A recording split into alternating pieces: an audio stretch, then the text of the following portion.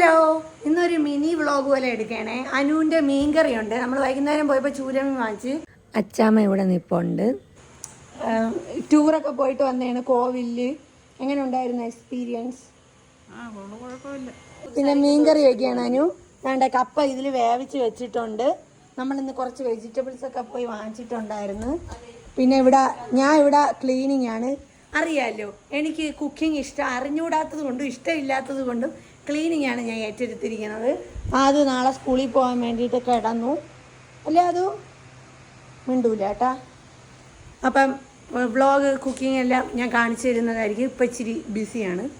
ഇതാണ് നമ്മൾ മുകളിൽ സെറ്റ് ചെയ്തിരിക്കുന്നത്. നമ്മളെ വലിയ റൂം ഹോളാണ്. മിനി കിച്ചണുണ്ട്, പിന്നെ ബാത്റൂമുണ്ട്. ഇത്രയാണ് നമ്മൾ സെറ്റ് ചെയ്തിരിക്കുന്നത്.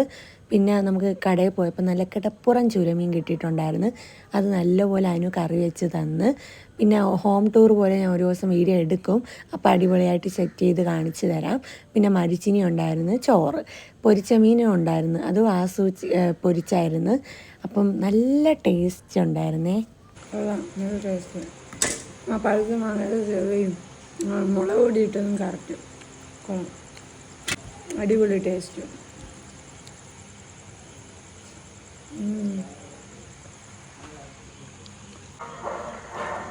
എന്നാ ഇത് കഴിച്ചോക്കെയാണ്.